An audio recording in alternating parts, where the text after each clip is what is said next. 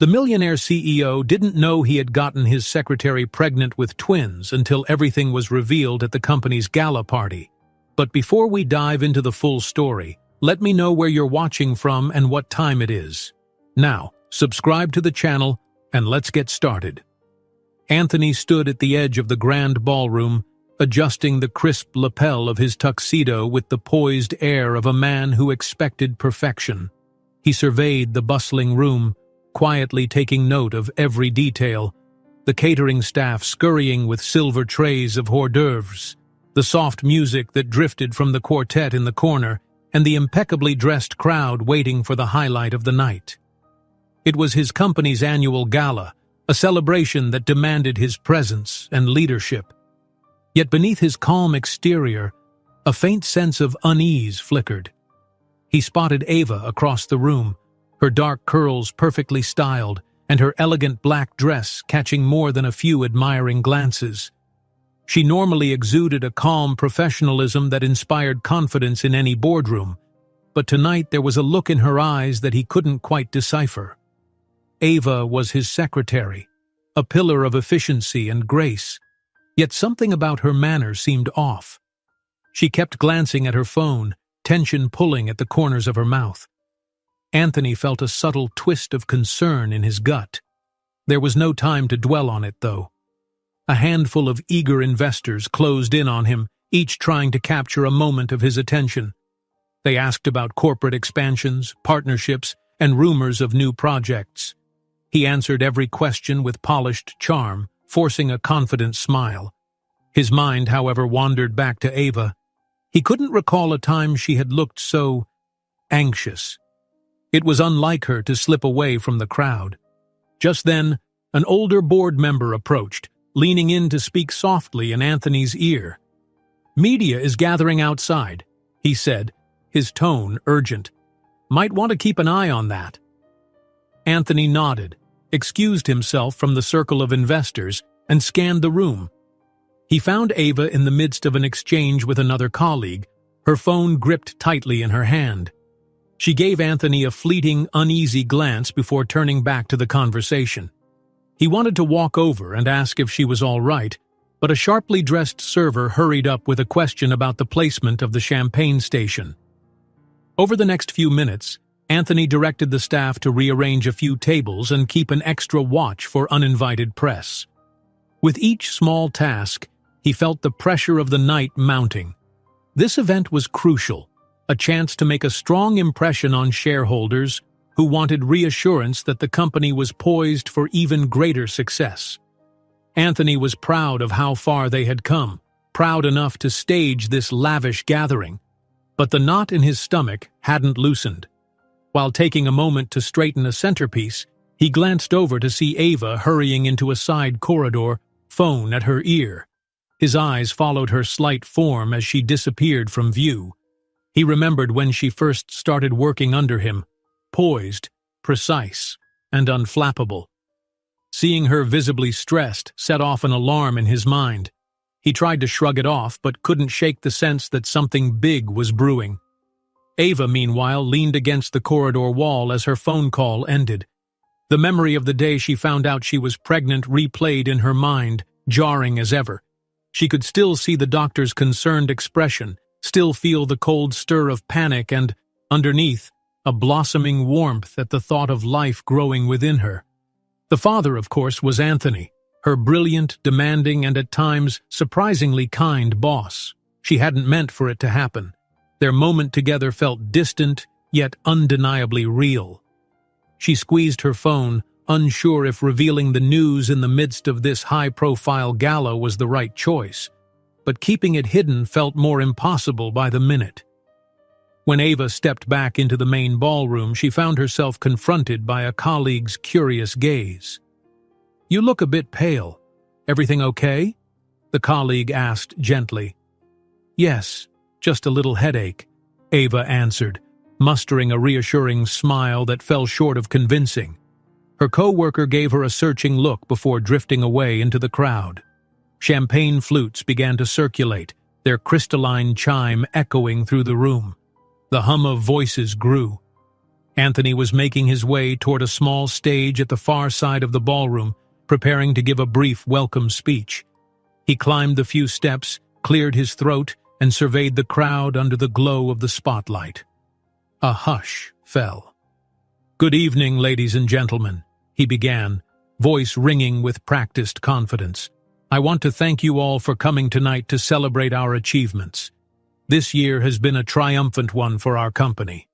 The crowd applauded politely, and Anthony's smile looked natural enough, but behind it, questions churned. Why was Ava acting so distant? He'd known her to be the most composed person in the room. Could this sense of foreboding be about nothing more than a personal matter? With a brief nod, he ended his remarks and stepped down from the stage, blending once more with the throng of guests. As he moved through the crowd, the gentle brush of small talk filled his ears. A handful of well-dressed guests whispered excitedly, speculating about the real reason the paparazzi were waiting outside. Anthony managed to keep a gracious face, but the rumors felt like tiny cracks in the evening's polished exterior. He caught sight of Ava again, standing near a table piled with elegant floral arrangements. She glanced down at her phone, and Anthony could just make out the anxious pinch of her brow. He edged toward her, only to pause when he saw an expression of resolve flicker across her face. In that same moment, an associate tugged at his sleeve, gesturing toward the entrance. Another paparazzo was apparently causing a stir. He had only a second to murmur an apology to Ava before hurrying toward the commotion. Security guards were blocking the entrance, trying to push back a determined photographer who flashed a camera. Anthony frowned. He told the guards to keep the uninvited guests off the property and to ensure that none of the paying guests felt unsafe. As security escorted the paparazzo away, Anthony forced a measured public smile, though his heart hammered. If word got out that there was tension inside, personal or otherwise, it might attract even more tabloid interest. He stepped away from the confrontation, sweeping a hand over his tie, and scanned the room for Ava. He needed to speak with her, if only for a moment, to set his mind at ease.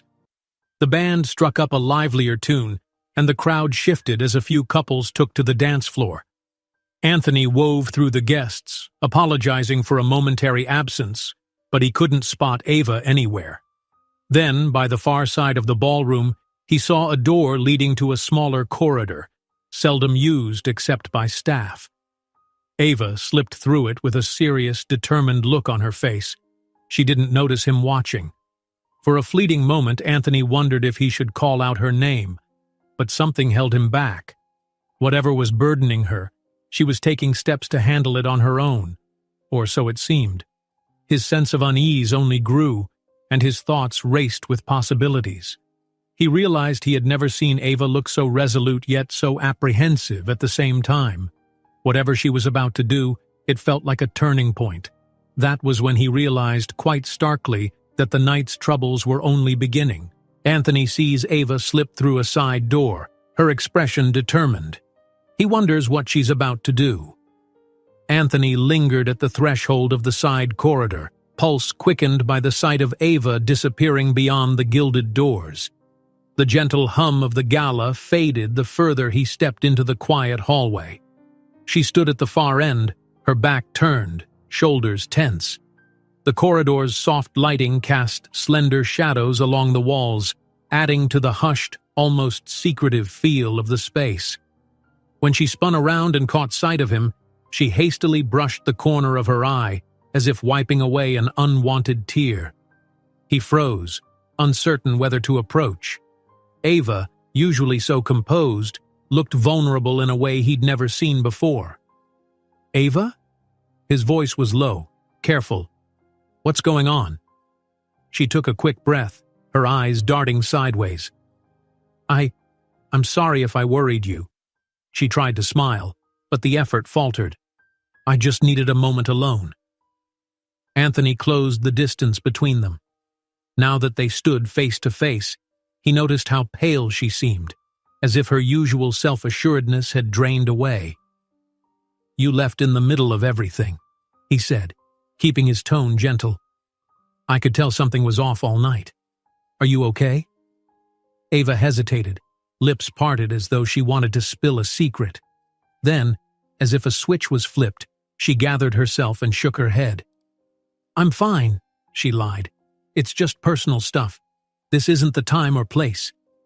Before Anthony could press her further, the murmur of voices floated down the hallway, growing louder. A passing colleague poked his head in, eyes darting between them. "Anthony, we need you in the lounge area. An investor from overseas is threatening to leave if he doesn't get a word with you soon." Anthony gave Ava a searching look, silently promising they'd continue this conversation later. He caught a hint of relief in her eyes, as though she was saved from an imminent confession. With one last concerned nod, he turned and followed the colleague back into the heart of the gala. The lounge area was elegantly furnished with velvet sofas and marble tables, an oasis within the bustling event. A small group of key investors stood gathered near a long, sleek bar. Their faces were drawn, frustration palpable. Anthony approached with a polished smile, although tension gripped his shoulders. "Gentlemen," he said, keeping his voice firm yet amiable, "I hear there's some concern." An older man in a tailored suit cut right to the chase. "We've invested heavily in your vision, but rumors swirl that your personal life might become tabloid fodder. We need reassurance that your leadership remains strong." Anthony lifted his chin, keenly aware of the unspoken mention of the paparazzi outside. "I assure you, none of these rumors affect the stability or the future growth of our company. All expansions and strategic partnerships remain on track." The man pressed his lips together, uncertain. Another investor chimed in, "Your board must be satisfied with this. After all, perception can sway the market. Are they fully in support of your leadership, or is there friction behind the scenes?" Refusing to show any hint of nerves, Anthony replied, "The board and I share the same vision. Tonight's gala is proof we're celebrating achievements, not covering crises. Now, if you'll excuse me, I'll see to it that everything runs smoothly. Your confidence means a great deal to us." With that, he offered a short nod and excused himself.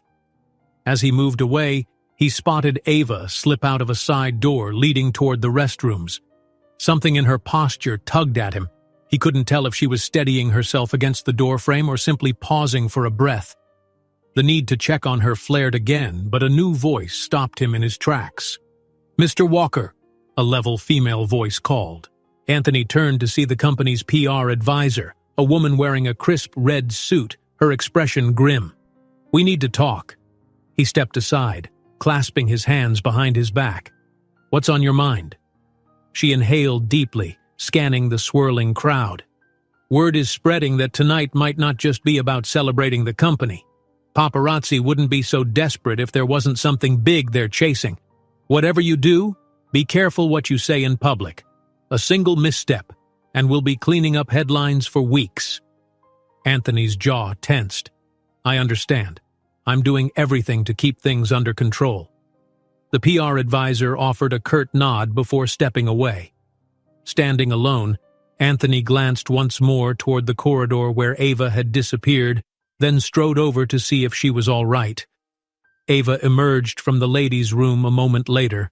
She took a slow breath, as if trying to fortify herself. A distant memory flashed in her mind, the night that set everything in motion. She had been helping Anthony prepare for a crucial meeting, working late hours. They'd both been exhausted but elated by the progress. Their conversation shifted from the project's details to lighter, more personal topics. One shared glass of wine blurred the lines of professionalism, and a second glass drew them closer until it felt impossible to ignore the underlying chemistry. Shaken out of the memory, Ava touched her abdomen gently, still flat beneath her fitted dress, but she could feel the faintest hint of change. She couldn't help wondering if Anthony would feel relief, shock, or disappointment once she revealed her secret. Not wanting to linger on the thought, she straightened her spine and forced herself back into the gala's vibrant throng. Over by a column near the main dance floor, she nearly collided with someone calling her name. "Ava?" The voice belonged to an old friend from college, a bright-eyed woman who pulled her into a warm hug. "I haven't seen you in ages. You look amazing tonight. You're glowing." Ava froze for a split second, her heart pounding as the word glowing hung in the air. She pasted on a smile. "Oh, just keeping busy." She felt the pressure of that simple comment, worried her friend might detect the changes in her posture or expression. Her friend gestured around. "You must be so proud to see how far the company's come, and I heard you're basically running things behind the scenes." Ava forced a laugh. "That's an exaggeration, but I do my best to keep Anthony organized." She sensed a rush of heat creeping into her cheeks. Worried she might let something slip, she excused herself quickly, claiming she needed to check on an event detail. In the middle of the ballroom, Anthony was scanning the room with hawk-like focus.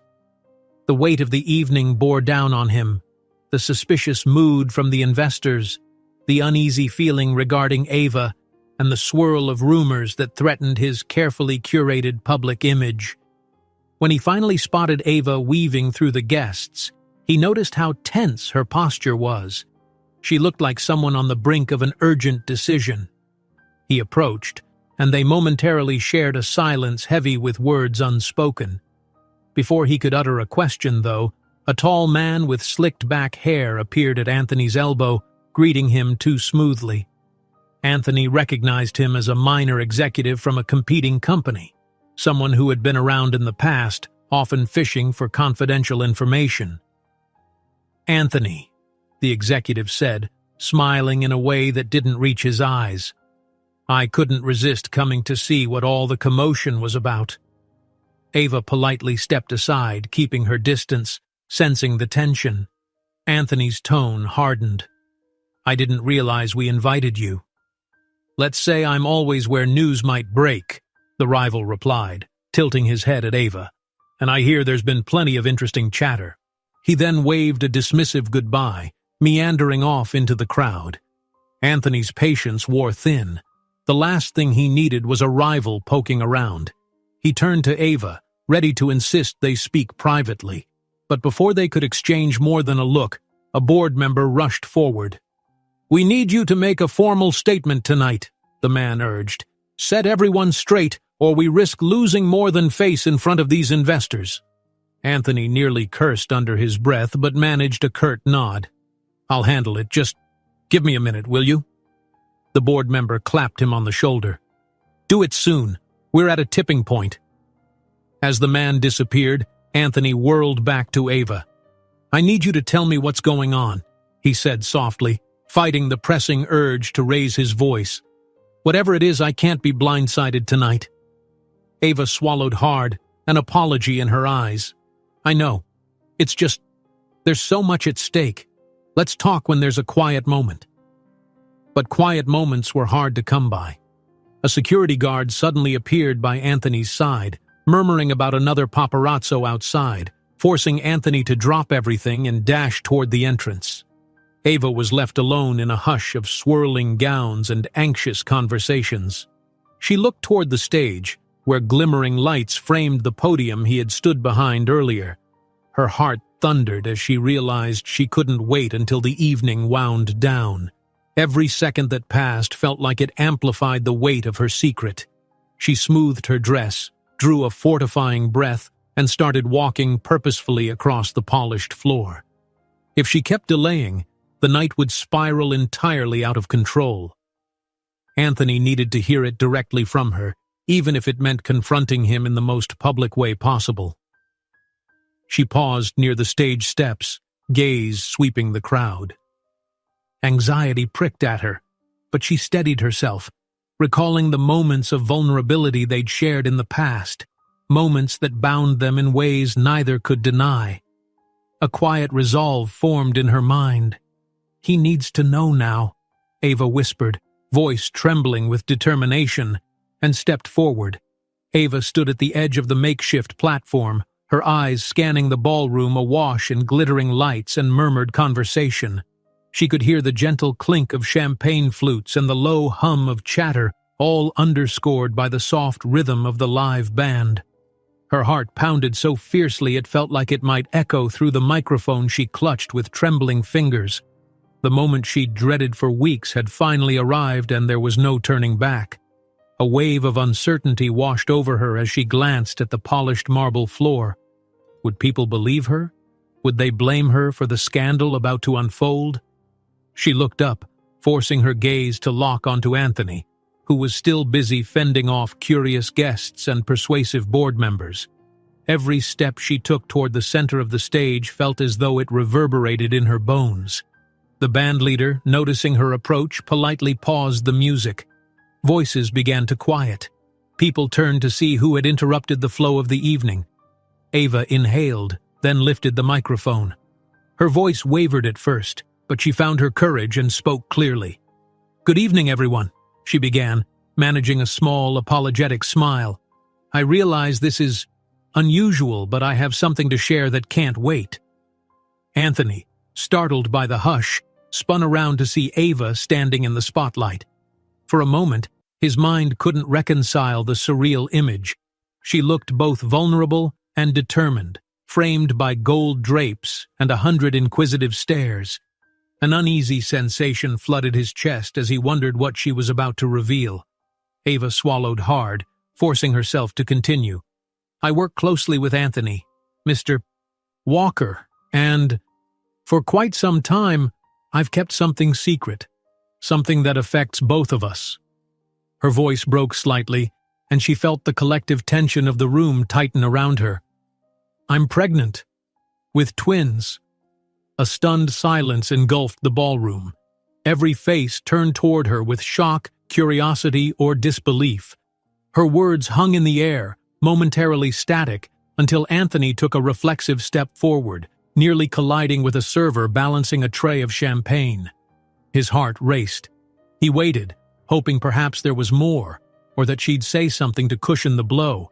But she pressed on, tears edging into her eyes.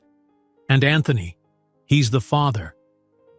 In that split second, the buzzing of hushed conversations exploded into a roar of raised voices and gasps. Cameras flashed at the entrance as paparazzi, alerted by some tip-off, flung themselves into the commotion. The band, unsure whether to keep playing or remain silent, stopped entirely. A handful of guests clapped nervously out of pure shock, while others turned to each other in wide-eyed disbelief. Anthony forced himself to move. He navigated through the swirl of confused onlookers and joined Ava on the stage. His mind reeled, torn between astonishment, a strange sense of relief, and immediate concern for both Ava and their unborn children. The tension in the air felt electric. He gently placed a hand on her shoulder, meeting her gaze. She gave him a trembling nod as if to say, "I had to." He turned to the crowd, face flushing with a mixture of embarrassment and resolve. He began, but the press was already in overdrive. Several cameras pointed directly at him, shutters clicking in rapid succession. Voices overlapped in a chaotic chorus. "Mr. Walker, how long have you known? Is this an affair, or were you two in a relationship? Ava, how far along are you? Does the board know about this?" Security rushed to contain the paparazzi, urging them to step away from the stage. Anthony scanned the crowd, spotting a prominent investor glaring at him with a look of betrayal. Another investor was already on his phone, likely whispering into the receiver about the fiasco. Anthony's stomach churned. Clearing his throat, he spoke into the microphone, voice firm but tense. "Everyone, please remain calm. This is a private matter, but I want to address it carefully. This announcement, it's caught me by surprise tonight as well." He cast a quick glance at Ava, who looked both relieved to have finally spoken and terrified by the fallout.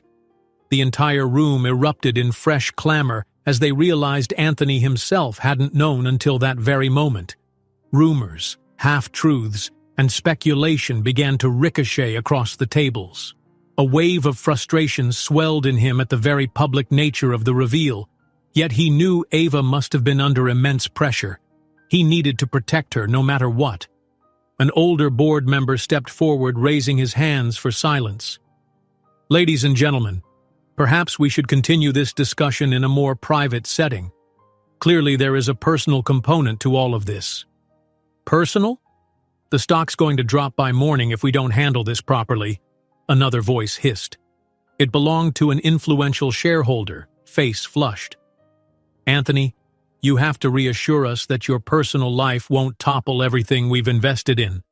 Anthony signaled the quartet to resume playing softly in an attempt to restore some semblance of normalcy. A gentle melody drifted through the air, but the tension remained palpable. Ava's face was pale.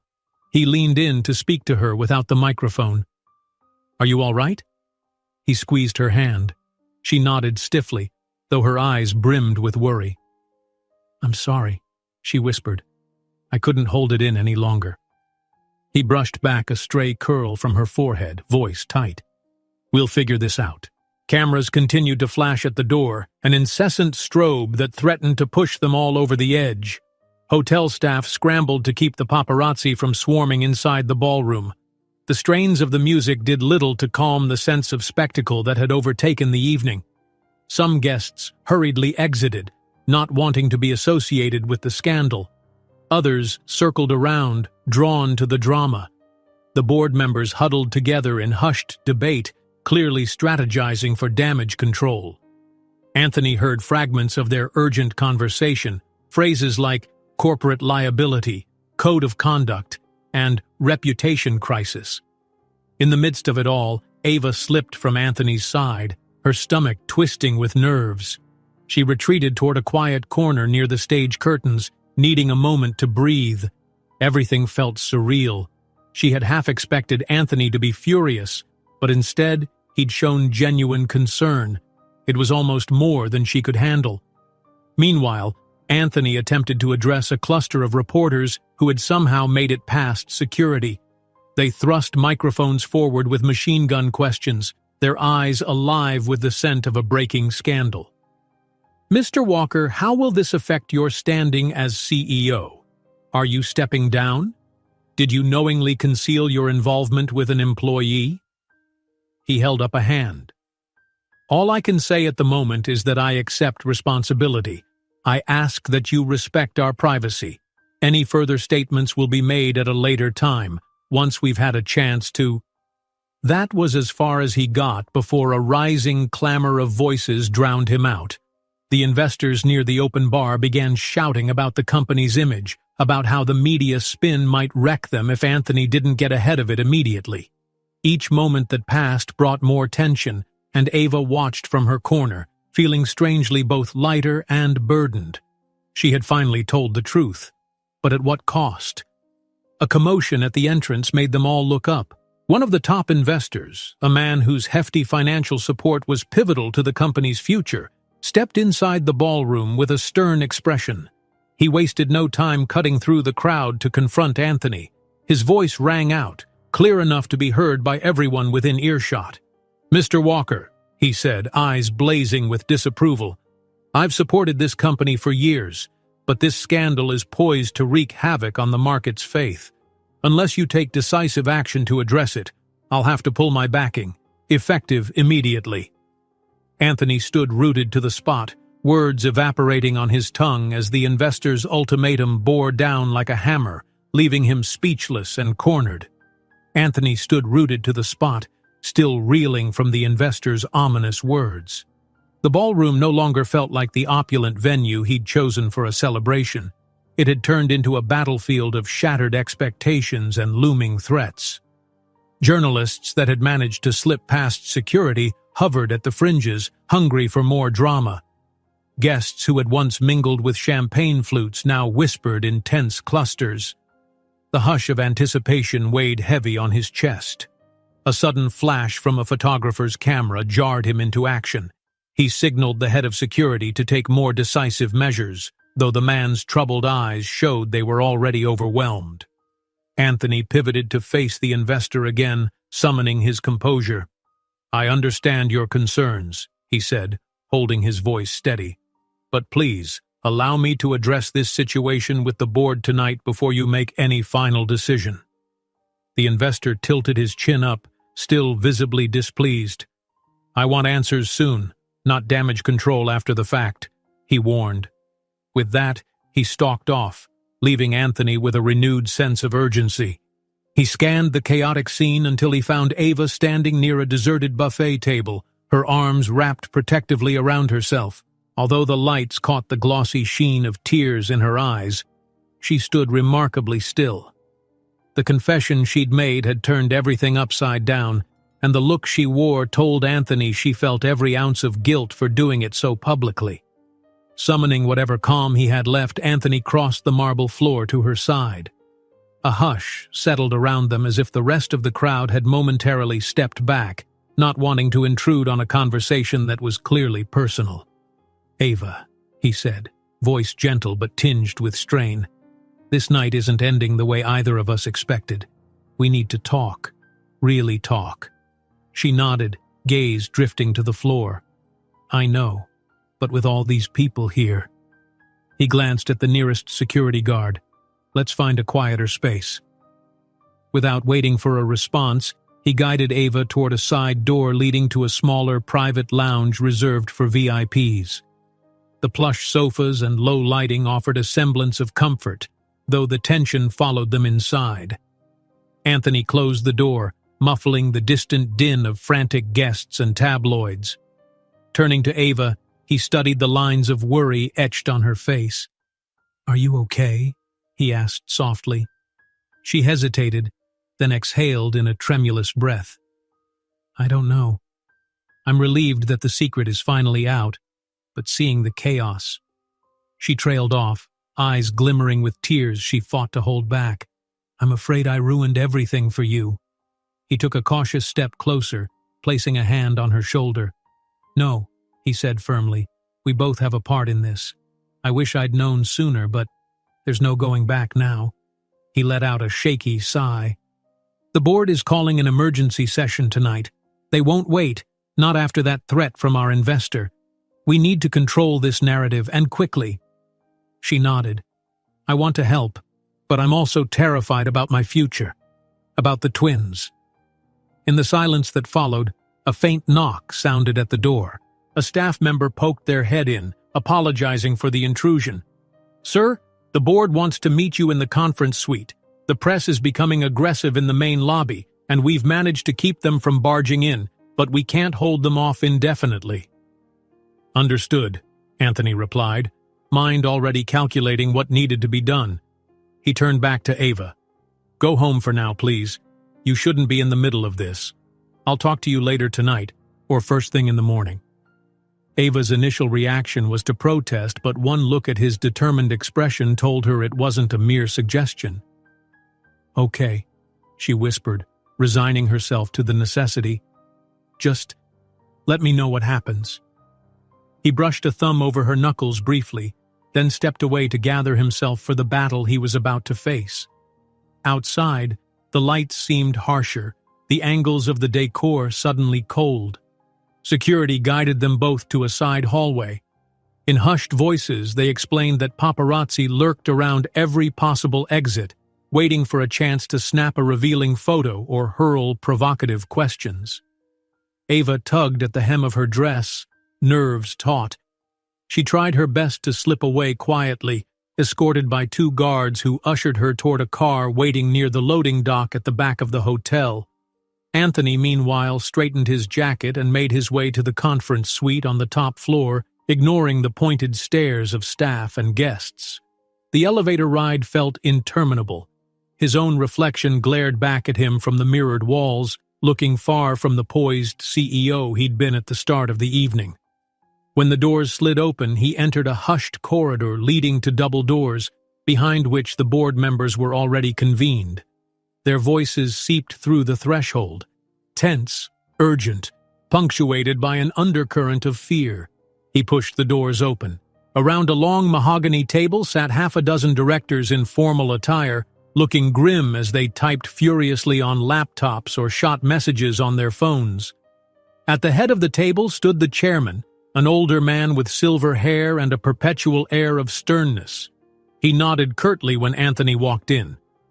"Well, Anthony," began the chairman, closing a portfolio of documents, "I imagine you know why we're here." Anthony forced himself to keep his voice even. Yes, we have a crisis on our hands. The news is already spreading and we risk losing a major investor if we don't act. One board member, a middle-aged woman who rarely spoke unless she felt strongly, leaned forward. Let's not mince words. The rumor is that you fathered twins with your secretary and apparently you didn't even know. This is unorthodox to say the least. Perception matters. Clients might see this as scandalous. Our stock could waver. Anthony stiffened. I understand how it looks, but let's set the record straight. This is a personal matter, not a reflection of my professional conduct. I plan to accept responsibility and handle it. My only request is that we don't let speculation run rampant. A man in a charcoal suit slammed a folder onto the table. Speculation is already rampant.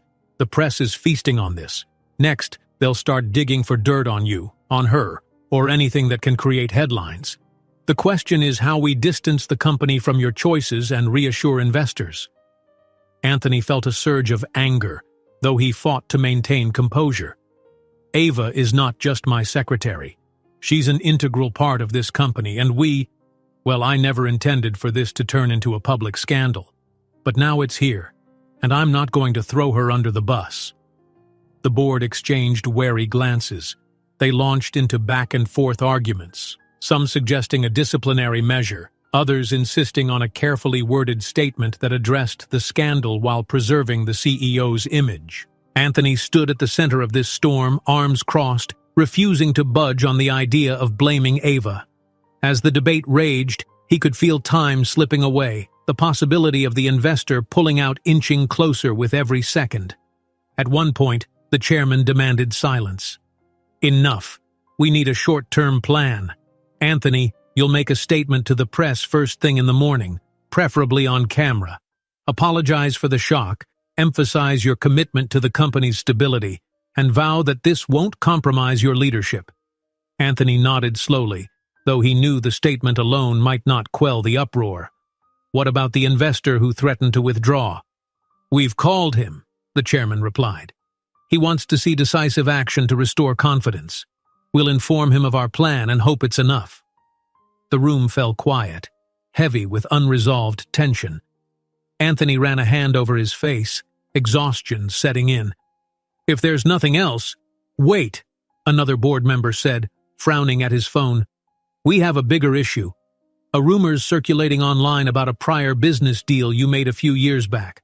Something about questionable ethics. We don't know the source yet. Anthony's heartbeat stuttered. He tried to recall any old skeletons that might be relevant. Let's keep each other informed. For now, focus on addressing the main scandal. I'll look into this rumor personally. The meeting wrapped up on that uneasy note. Board members filtered out, phones pressed to their ears, already strategizing for the morning. Anthony trudged to the elevator. The city lights outside the glass windows seemed strangely distant, glimmering indifferently to his personal storm. By the time he exited the building through a private garage, the night sky stretched dark overhead.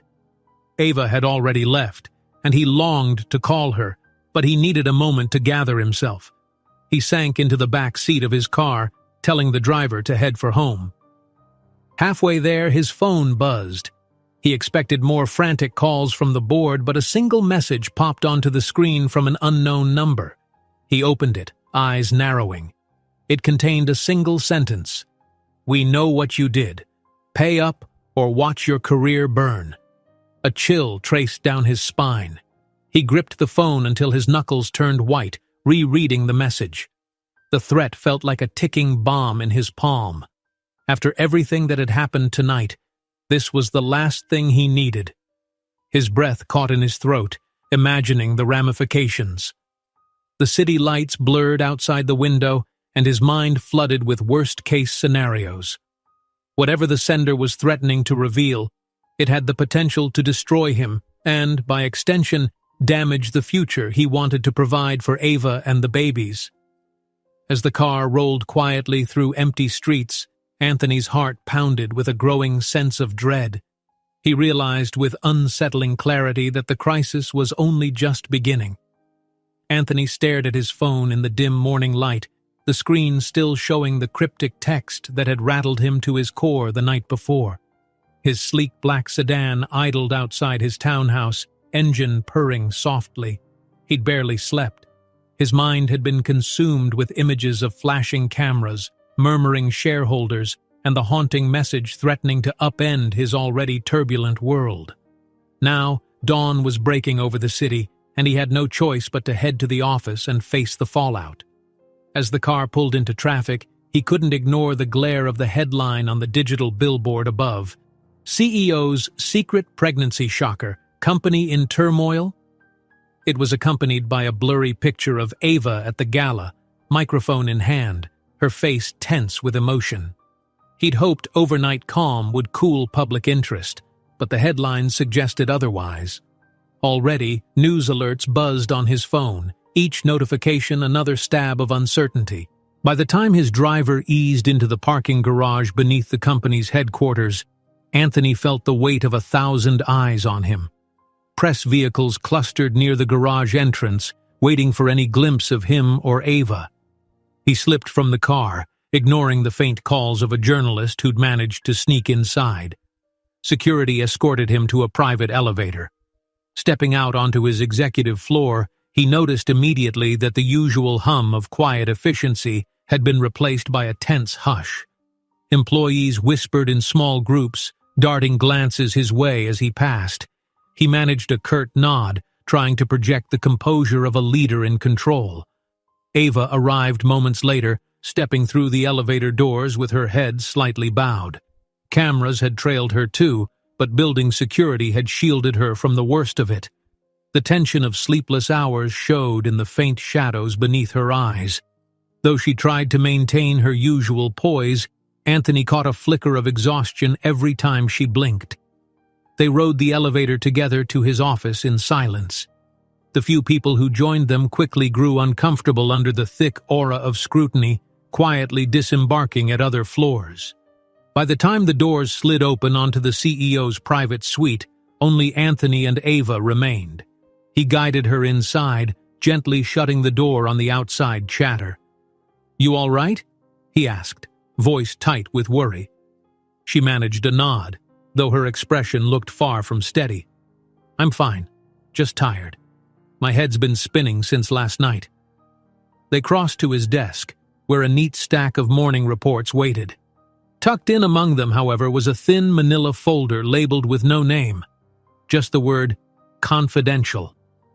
Anthony's brow furrowed as he reached for it, dread coiling in his stomach. He flipped the cover open to find pages referencing a business deal from years ago, one that had ended in messy legal entanglements he thought had been fully resolved. Notes scrawled in red ink highlighted potential improprieties and hinted at questionable tactics, none of which he recalled approving. Ava hovered beside him, reading over his shoulder. "What is this?" "Something from my past that someone wants to use against me," he answered quietly, shutting the folder. "The timing can't be a coincidence. First that text last night, now this." Before they could discuss it further, the door flew open and 3 members of the board walked in unannounced. Their faces were grim. One, a man with salt and pepper hair, started without preamble. "Anthony, the stock took a hit at the opening bell. We're down 8% already." A stern-faced woman in a tailored suit cut in, eyes flicking to Ava and back. "The press is having a field day, and now rumors of a resurrected scandal are making investors skittish. We need to contain this, immediately." Anthony fought the urge to snap at them for barging into his office. Instead, he forced a measured tone. "I'm aware of the situation. I'll address it. Let's schedule a call with our top investors in the next hour." They exchanged uneasy looks, but eventually nodded. The group turned to leave, though the man with salt and pepper hair paused to fire a pointed look at Ava. She returned his gaze calmly, refusing to show any sign of intimidation. Once they were gone, she let out a shaky breath. "I'm sorry this is all happening at once. I never meant for my news to coincide with whatever this blackmail is." Anthony rubbed his temples. "We'll deal with it. We just have to be smart about it." A sudden wave of nausea rippled across Ava's features. She pressed a hand to her abdomen, closing her eyes for a moment. Anthony reached out, concerned, but she waved him off lightly. "I'm fine," she insisted. "Just the stress." They had no time to dwell on it. A senior investor burst in next, seething with frustration. "Walker, do you realize how close we are to losing major clients over this fiasco? Their confidence is plummeting." Anthony straightened. "I've been setting up calls all morning. We'll reassure them." "That won't be enough if the media keeps hammering on your personal scandal," the man snapped. "Contain it, or we're out." Tension sizzled. Ava stood back, wanting to defend Anthony but not wishing to worsen the confrontation. Anthony spoke in a low, calm voice. "I'm doing everything possible. Now, if you'll excuse us, I have important business to handle." Grumbling under his breath, the investor stormed out. The hallway beyond remained a hotbed of frantic activity, phones ringing, footsteps echoing. The entire building felt ready to buckle under the weight of rumors. Suddenly, Ava's face went pale. She stumbled, reaching for the edge of the desk. Anthony darted forward, catching her by the arm. "Hey, easy. Are you okay?" A deep breath shuddered through her. I just felt dizzy for a second. Probably didn't eat enough this morning." He led her to a chair. "You need rest, Ava. Let me get you some water." Before he could move, a representative from HR appeared at the door, face tense with sympathy. She addressed Ava gently. "We're concerned about your well-being. Maybe it's best if you take some time off. We can arrange a leave for you." Ava's reaction was immediate, a fierce shake of her head. "No, I'm not stepping away now. I have to stay and do my job. This company's under enough strain without me abandoning my post." The HR rep pressed her lips together, clearly torn. "We respect that, but please, consider your health." With a nod in Anthony's direction, she departed, leaving Ava to gather herself in the chair. Anthony knelt beside her. "I won't force you, but you're pushing yourself too hard." Her eyes, bright with unshed tears, locked on his. "If I leave now, it'll look like I'm running. Or worse, that I'm expendable." He didn't argue. He understood her pride, her determination to prove she was more than just a scandal. Just then, his phone buzzed. The unknown number appeared again, delivering a single, threatening sentence. "The clock is ticking. Pay up, or watch it all crumble." His stomach lurched. Before he could respond, an old friend strode into the office, a man with sharp features and the confident air of someone used to negotiating tough deals. He was Anthony's longtime legal advisor. Spotting Ava, he nodded politely, then turned to Anthony. "I heard what's happening," the friend said, voice low. "You need a strategy. If someone's blackmailing you, we can't just ignore it." Anthony handed him the phone, letting him read the text. The friend frowned. "It might be wise to address the skeletons in your closet before they drag you under. If you go public on your own terms, the blackmailer loses leverage." Ava, silent so far, spoke up. "Couldn't that make things worse? If he comes out with more lies, or if the media twists the story?" Anthony rose, pocketing his phone. "It's risky, but so is doing nothing.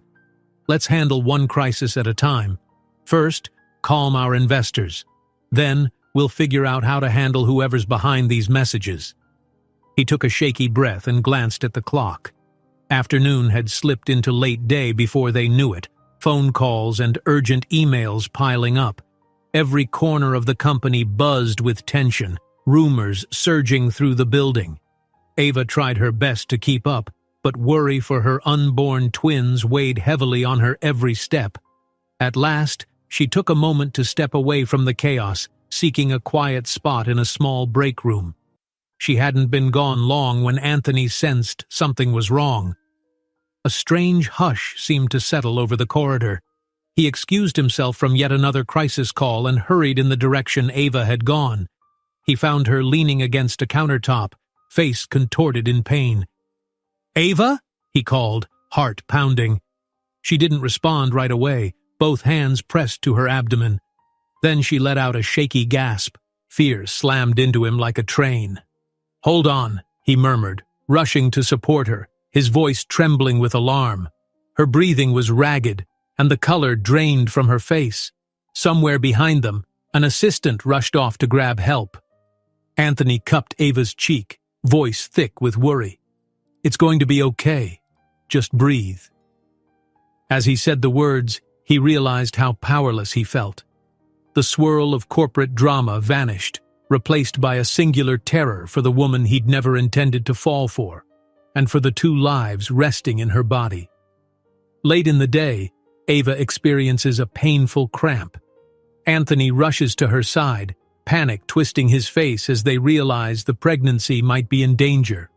Anthony cradled Ava in his arms, guiding her down the hallway with hurried steps, hardly aware of the startled employees who paused in their work to stare. Her face had gone pale, lips set in a tight line to mask the pain. The cramp that seized her felt more severe than the usual twinges she'd blamed on anxiety or fatigue. A light sheen of sweat broke across her brow. "Get help," Anthony called to a nearby assistant, voice almost breaking. "Now." Moments later, an office medic arrived, a woman with serious eyes and a medical kit slung over her shoulder. She quickly took Ava's pulse, asked her a few questions, then looked at Anthony. "She needs a hospital assessment. We can't be sure what's going on until she sees a specialist." A sense of dread coiled inside him. He sent for his driver, and within minutes, they had Ava bundled into the back seat of a company SUV.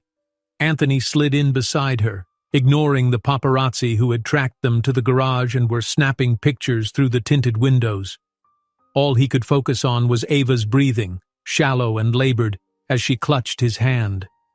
Arriving at the hospital, they found a handful of photographers camped outside the emergency entrance, primed to capture any new drama. Security personnel quickly shielded Ava and Anthony from the blinding flashes. A sharp voice in the crowd shouted, "Is this about the twins?" The question slammed into Anthony, reminding him that this wasn't just about corporate fallout anymore. It was about protecting Ava and the lives she carried. Inside the emergency department, the bright overhead lights felt harsh and unfeeling. Nurses hurried them into a private room. Machines beeped softly as a doctor arrived to examine Ava, speaking in a gentle but firm tone.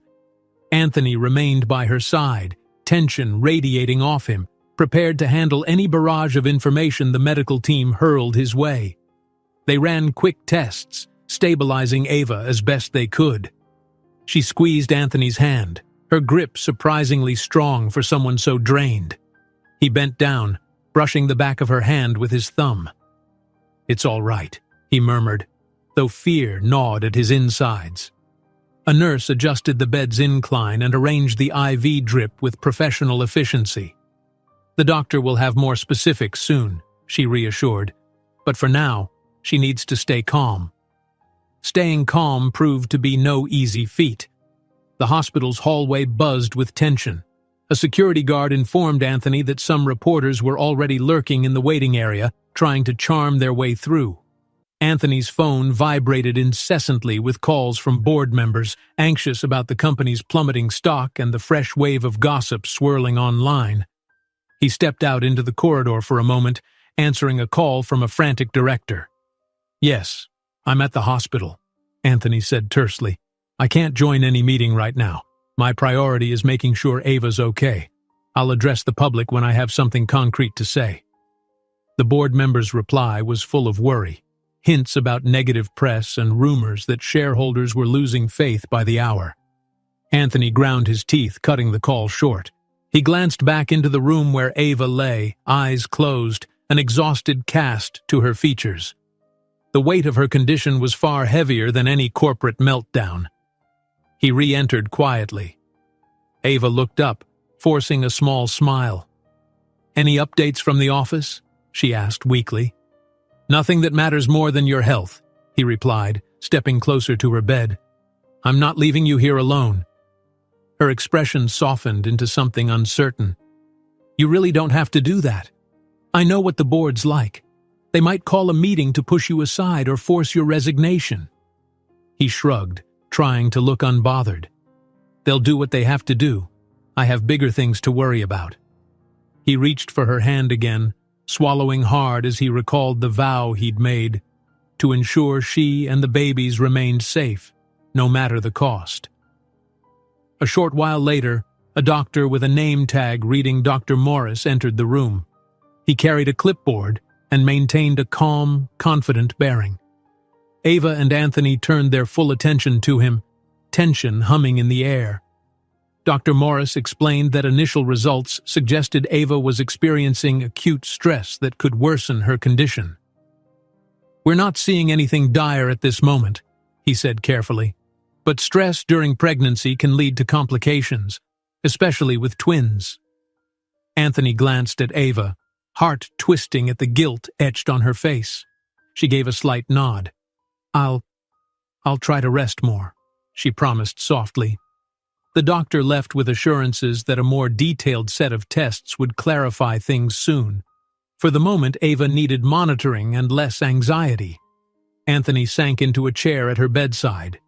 He realized how different his priorities felt from just a short time ago. The company, the scandal, the blackmail, they all still loomed, but Ava's well-being overshadowed them. Through the small window of the hospital room, he could see paparazzi lights flickering in the distance. Even in a place meant for healing, they found no real refuge. Paparazzi and gossip mongers wanted a glimpse, a soundbite, anything to fuel the headlines. Anthony ran a hand over his face, exhaustion tugging at every muscle. Late that evening, after hours of tension and worry, Ava dozed off. Anthony's phone lit up once more, a call from an unknown number. He stepped into the hallway, swallowing his irritation as he answered. A clipped, quiet voice sounded. "You should have dealt with this by now. The board is stirring up questions about your leadership, and the blackmail threat. Don't forget that." Anthony felt a surge of anger. "Who is this?" he demanded, voice low. A soft, almost mocking chuckle.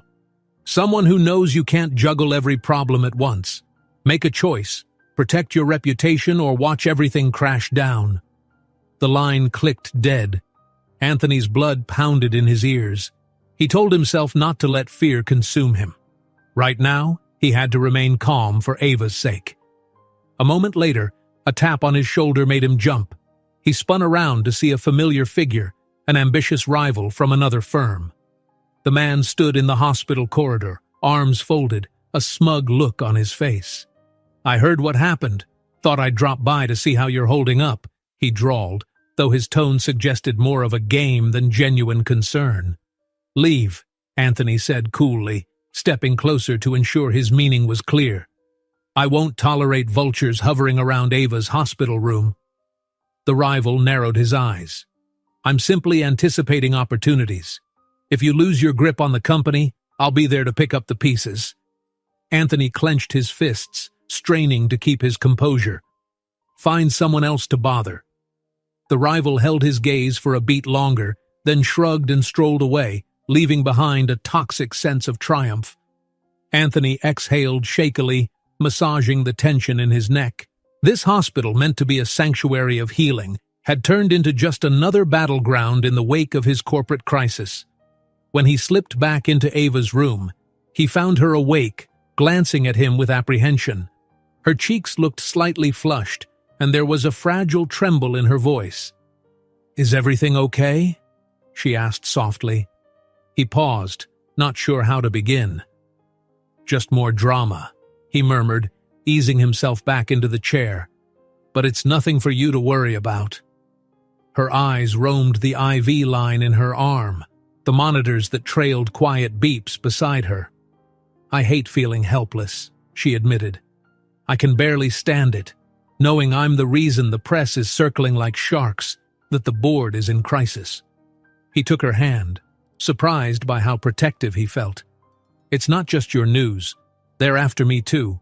Old scandals, rumored deals. But I'll handle it. You just need to focus on getting better." As the evening wore on, the hospital calmed, visitors thinning out. Anthony stayed by Ava's side despite the calls from board members that kept lighting up his phone. He feared leaving her alone in case her condition worsened. Just as midnight approached, a nurse stepped in. "The doctor wants a few more tests," she said gently, gesturing for Anthony to wait outside. He reluctantly let go of Ava's hand and slipped into the corridor once again. Time passed slowly as he paced, occasionally glancing out the window at the dark city skyline. At last, the doctor emerged, expression more grave this time. "Mr. Walker," Dr. Morris said quietly, "we need to talk." Anthony followed him into a small consultation room.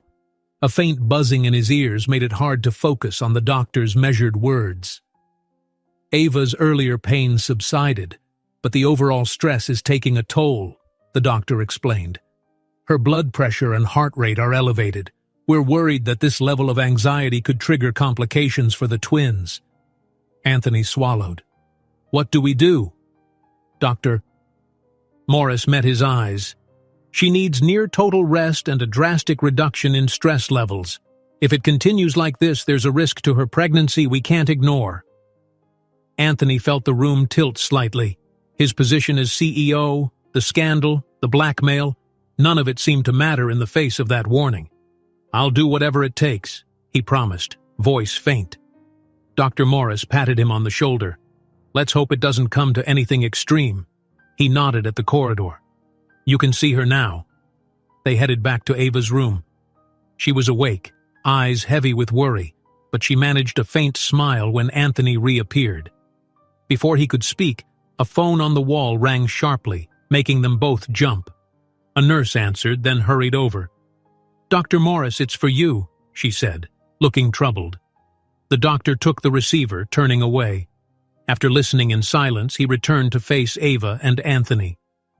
"I'm afraid the test results show her condition may be worsening." He paused, letting the words sink in. "If we can't ease her stress, the twins' health is at serious risk." A chill swept over the small hospital room. Ava's gaze flicked to Anthony, her eyes brimming with fear, and he, so used to holding the reins of power, felt utterly helpless in the face of that reality. The following morning arrived with a dreary, overcast sky. Rain tapped against the hospital windows in a steady rhythm that felt like a nervous heartbeat. Anthony sat beside Ava's bed, eyes heavy from a night of restless sleep in a chair that offered little comfort. Ava still wore a pale cast to her cheeks, though her breathing had become more regular. Whenever she shifted, Anthony reached to adjust her blanket, eager to offer any small shred of relief he could. They both knew they were living on borrowed time. The doctor's warnings about the twins' precarious health echoed in Anthony's thoughts, overshadowing everything else. He leaned closer, brushing back the strands of hair clinging to Ava's forehead. "How are you feeling?" he whispered, voice hushed, as if the walls themselves were listening. "Better than last night," she replied softly. Her eyes flickered to the IV line taped to her arm and then to the monitors tracking her vitals. "Doctor said I might be able to go home if I rest completely, but the second he senses my stress spiking again—" Anthony nodded, jaw tightening. Their problems weren't going to vanish simply because Ava left the hospital. If anything, the pressure from outside threatened to escalate. He pulled his phone from his pocket, scanning the barrage of missed calls and urgent messages from board members and investors. Each subject line seemed bleaker than the last, talking about plummeting stock prices, anxious clients, even rumors that a competing CEO was making moves to capitalize on the turmoil. Ava's hand brushed his wrist. "Anthony," she said gently, "you can't hide from this forever. The board is expecting you to face them. You should go." He exhaled, running a hand through his hair. "I know," he admitted, "but I'm afraid to leave you alone. After everything that happened." Her thin smile offered fragile reassurance. "I'll be okay," she said, though her eyes spoke of a lingering fear for herself and the babies. "They've got me hooked up to every monitor under the sun. The minute my heart rate spikes, half a dozen nurses fly in here." He took her hand carefully, as if holding something delicate. "I'll be back as soon as I can. he promised.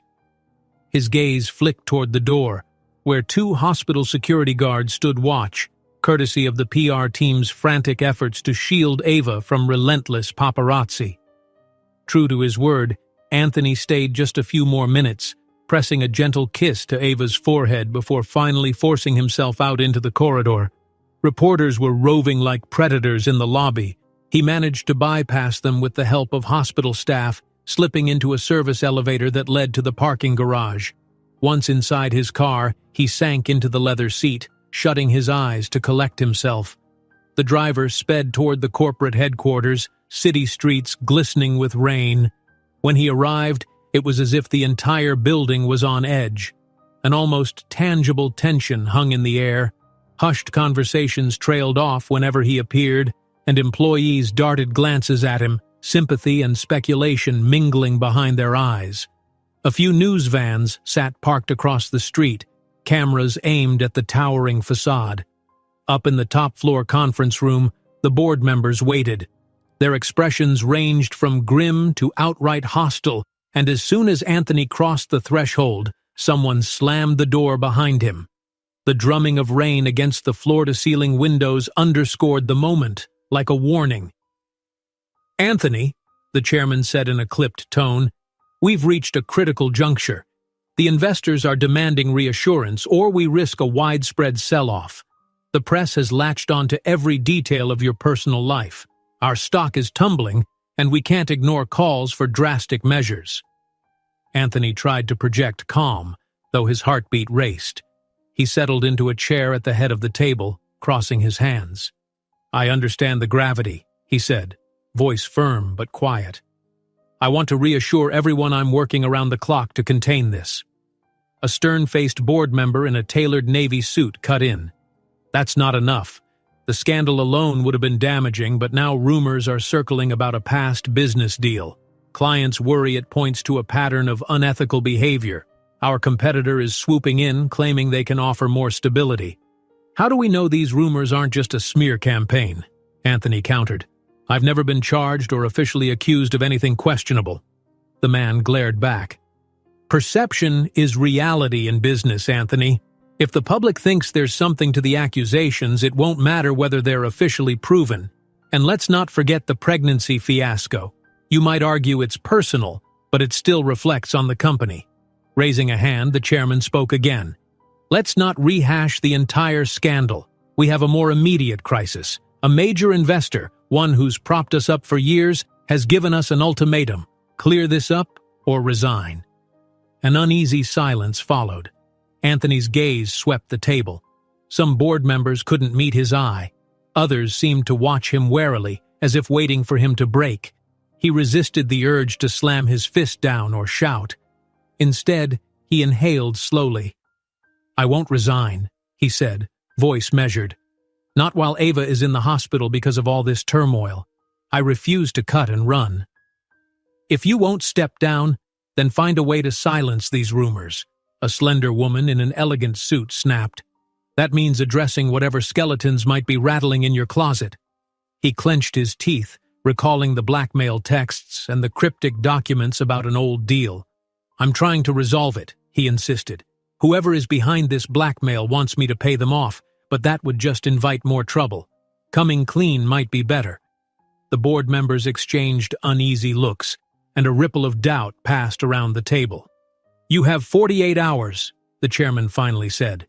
"If you can't put out these fires, we'll be forced to consider removing you from your position. The future of this company is at stake." Outside, thunder rumbled softly through the gray skies. Anthony, having heard enough, rose from his seat. He left without another word, ignoring the furious whispers that ignited behind him. The hallway beyond felt suffocating, as though the building itself was turning against him. He strode to his office, where a swirl of urgent emails awaited, each subject line more dire than the last. The phone rang incessantly with queries from frantic department heads and anxious stakeholders. He tried to call Ava, only to be sent to voicemail. Panic flared briefly, but he reminded himself she was likely undergoing another test or dealing with doctors. Instead, he reached out to his legal advisor, who promptly joined him for a tense discussion in the corner of his office. "You can't handle every crisis alone," his advisor murmured. "Focus on the blackmail threat.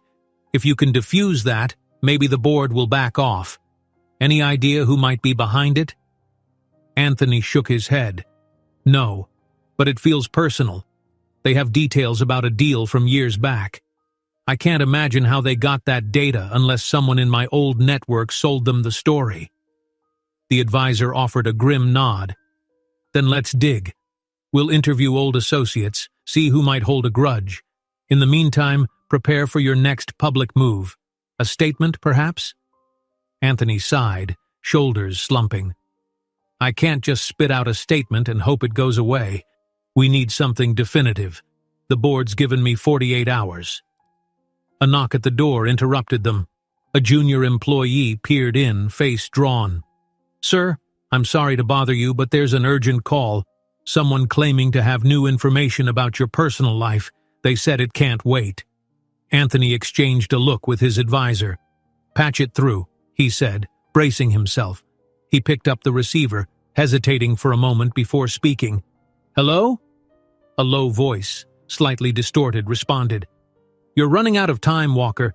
I'd say you have even less than 48 hours if you want to save what's left of your reputation. There's plenty more I can leak." "Who is this?" Anthony demanded. "If you're fishing for money, forget it. You've already hurt someone I care about. This ends now." A dark chuckle.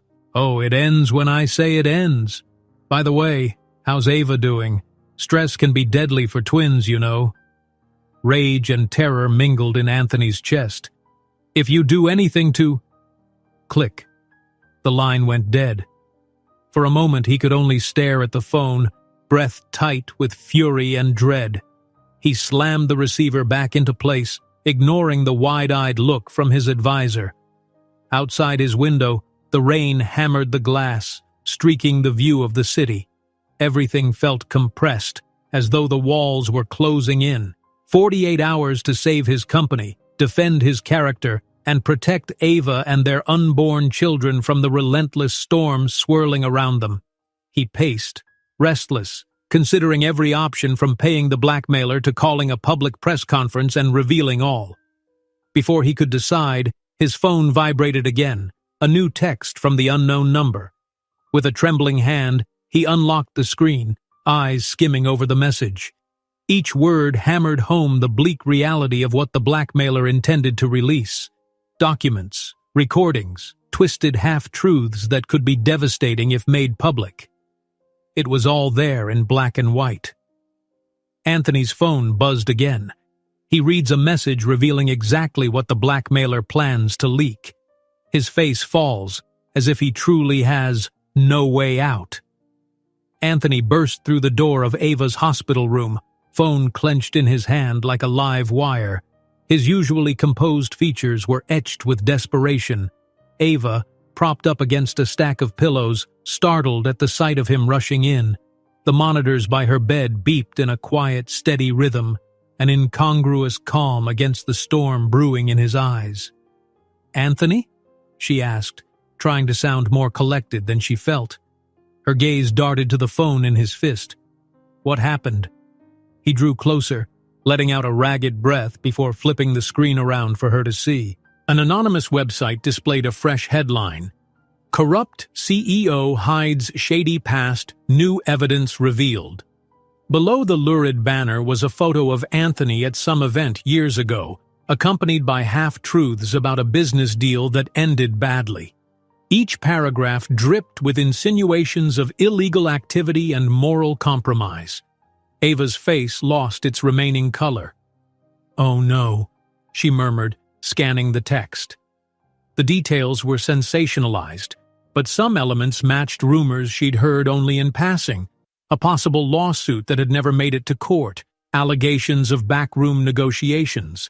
It all sounded far worse on the screen than Anthony had ever confessed in person. He lowered his voice, the tension in his tone impossible to hide. "They dug up every scrap of that old deal and twisted it into something monstrous. I wasn't innocent in all of it, but I never crossed the line they're implying." Ava's eyes brimmed with worry. "But you did—" Something, she managed, careful to keep her voice down. She felt a prickle of betrayal, remembering the day he'd told her once, in the vaguest terms, that he'd navigated complex negotiations when the company was just starting out. Had he truly concealed a darker side? That question pressed in on her, forming a ball of dread in her chest. Outside, the hallway quieted as staff tiptoed past. It seemed everyone in the building knew Anthony's name by now, from the tabloids, from the rumors, from the wave of media circling like sharks at every door. He pulled a chair close to the bed and slumped down, placing a hand over Ava's. His grip was warm, but trembling. "I wasn't fully honest with you," he admitted. "It wasn't a proud moment. Back then, I was desperate to make a deal to save the company. We were on the brink of collapse, and I took risks that didn't look good on paper. I cut corners, but I didn't bribe anyone, didn't break any laws. The lawsuit died because there was no real case. Yet it still looks damning if you only see half the story." She listened, breath hitching. "So, is that what the blackmailer's been threatening to release?" A wave of fresh anxiety washed over her as she pictured more headlines, more speculation, more stress. Her heart pounded, echoing in the beeping monitor. Anthony swallowed. "Yes," he confirmed. "I tried to handle it quietly, but I guess they decided to go public anyway." For a few moments, neither spoke. Ava's mind raced. If Anthony had kept these secrets, what else had he withheld? An ache formed behind her eyes, not just from the betrayal, but from the realization that the entire city was now feasting on his half-forgotten mistakes. "I understand you had your reasons," she whispered, "but I feel like I'm seeing sides of you that I never knew were there." He held her gaze. "I'm sorry. If I could rewrite the past, I would, but I can't lose you." A knock on the door interrupted him. A company attorney stepped inside, her face taut. "Mr. Walker," she said in a clipped tone, holding up a phone, "we've been trying to mitigate this fallout, but the board is in a panic. Investors are pulling out and the press is painting you as the new face of corporate greed." A faint pang of guilt flashed across Anthony's face. He rose, nodding to the lawyer. "I'll deal with it," he said stiffly, but as soon as she turned to leave, she added one more blow.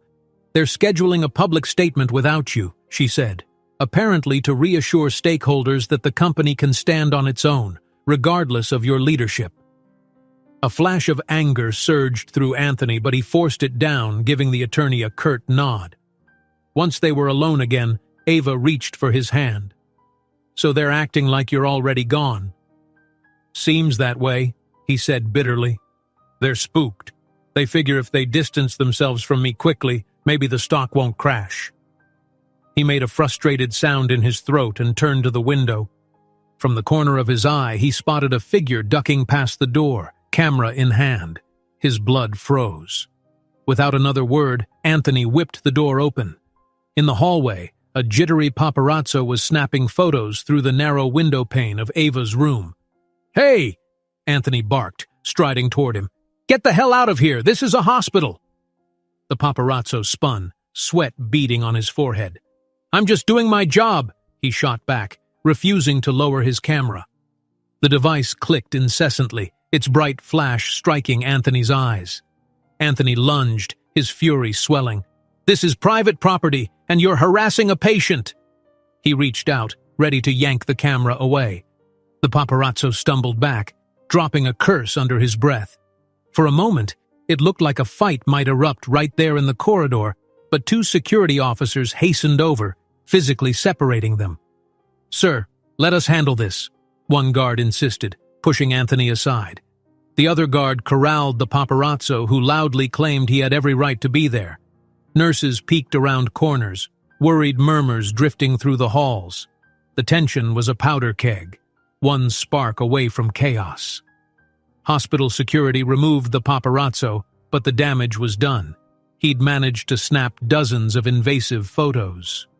A hush fell after his departure, laced with disapproving glares from staff who recognized Anthony from the news. He stormed back into Ava's room, breath ragged, fists still clenched. Ava's eyes were wide, tears brimming at the corners. "Anthony," she whispered, voice trembling, "please, you have to stop letting them get to you. You'll only make it worse." He stood there, frustration radiating off him. Then, when he looked at her trembling form on the bed, the fight drained from his body. Slowly, he sank into the chair beside her. "I'm sorry," he said quietly. "I just hate how they turn our lives into gossip. This stress is the last thing you need." She pressed her hand over his, tears finally spilling down her cheeks. "I know. But seeing you so angry, it scares me. It's like everything's spiraling out of control." He squeezed her hand in silent apology, feeling the weight of her fear. For a while, neither spoke. Eventually, he realized his phone buzzed with yet another message. Bracing himself, he glanced at the screen and found a new text from the same unknown number. It read, "Pay up now, or next time we release personal dirt on Ava. Bet you don't want that on the front page." Anthony let out a slow exhale, showing it to Ava. She read it, face going pale. "They're targeting me?" He nodded grimly. "They'll do anything to push me over the edge." Her shoulders slumped, tears threatening again. "Anthony, maybe it's time you tell the press everything. At least then they won't have anything to blackmail you with." He raked a hand through his hair, which was damp with sweat from the confrontation in the hall. "I've been considering that," he said. "If I go public with the full story, I can control the narrative, but I'll be painting a target on my back, and possibly on yours, and the baby's. It might also destroy the company if I admit to any wrongdoing." A moment of quiet passed, broken only by the steady beep of Ava's heart monitor. Slowly, she lifted her gaze to his. "And what if hiding it all destroys us anyway?" The realization stung. He leaned forward, pressing his forehead to hers in a rare moment of tenderness. The chaos outside the room seemed to fade, leaving them in a fragile bubble of shared breath and unspoken fears. Before he could answer, a nurse tapped on the door, voice subdued. "Excuse me, Ava, you're due for another test soon. Doctor's orders. Your vitals have been fluctuating since the commotion." Ava winced, but nodded in acceptance. Anthony rose, helping her settle the blanket more securely around her. "I'll wait in the hallway," he said softly. He followed the nurse out, pacing near a small window overlooking the hospital's courtyard.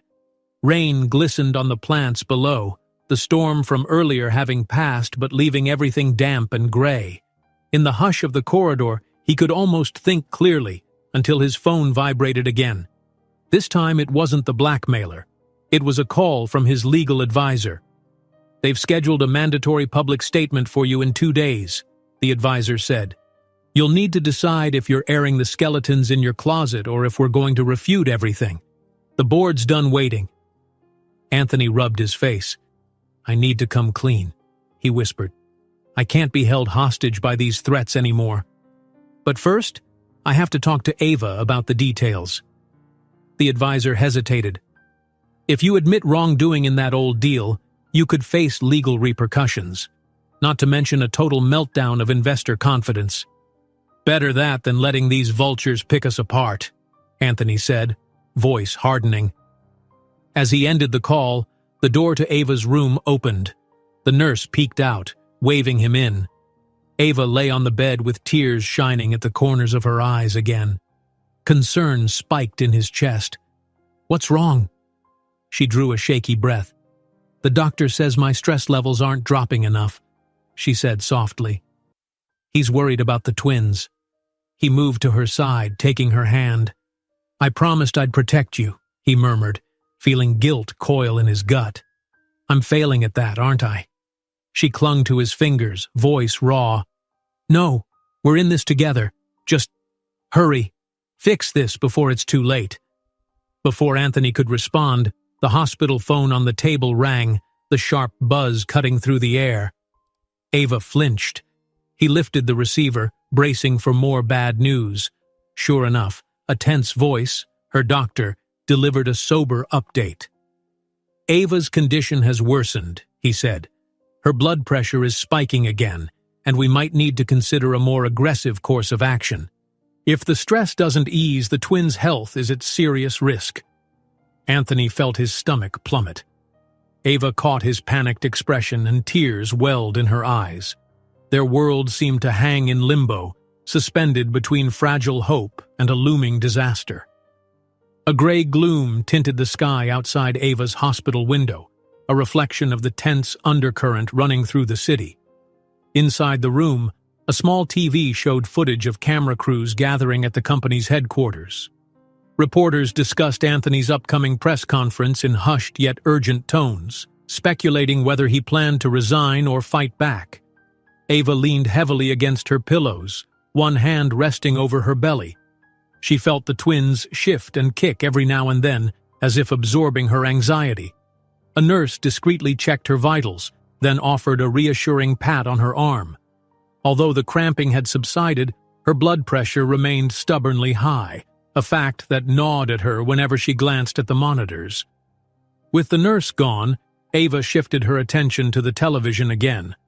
She spotted Anthony's image, presumably taken from a camera feed near the entrance to the company building. He'd announced a press conference to address the swirling rumors about a past scandal. The words, "Breaking news," scrolled continuously at the bottom of the screen. She tried to calm her racing heart, reminding herself this was the right move. No more hiding, no more blackmail.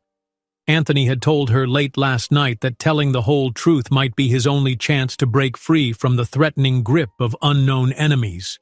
Her phone vibrated. She reached for it, half expecting another masked threat, but instead saw a short text from Anthony. "Going live soon. Wish me luck." She typed back a simple "always" and set the phone aside, swallowing the lump in her throat.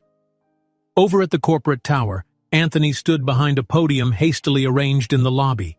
Board members gathered in the background, some looking tense, others whispering among themselves. Soft overhead lights illuminated Anthony's face, emphasizing the dark circles beneath his eyes from too many sleepless nights.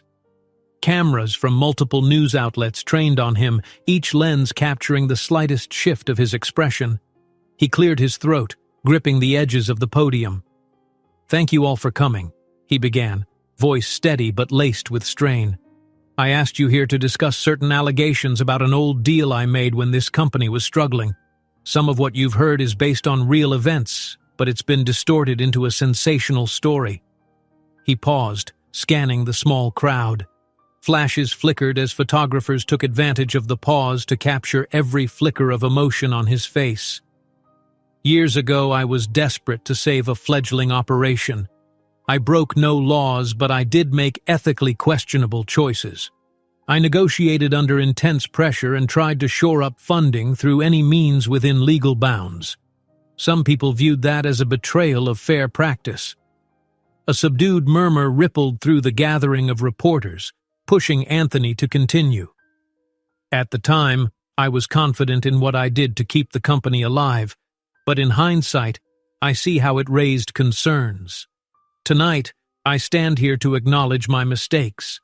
I'm not proud of my tactics, and I apologize to any partners and investors who felt misled." He risked a quick glance at the board members behind him. A few stared at the floor, others watched him with inscrutable expressions. "However," he pressed on, "I have been blackmailed with the threat of leaking these half-truths. I will not be controlled by fear. I'm sharing the whole story so that nothing remains hidden or twisted for profit by people who value extortion more than honesty." Cameras clicked in rapid bursts, reporters leaning forward to catch every syllable. A tense hush smothered the lobby. Anthony exhaled, relieved he'd gotten out the confession that had weighed on his heart for so long. Then came the questions, overlapping. "Who's blackmailing you? Are you stepping down as CEO? What's the status of your relationship with the woman carrying your twins? Is it true your board has lost confidence?" Anthony tried to respond calmly, though each question cut deeper than the last. "I don't know the identity of the blackmailer yet," he admitted. I have no plans to resign at this time, but that decision isn't entirely up to me.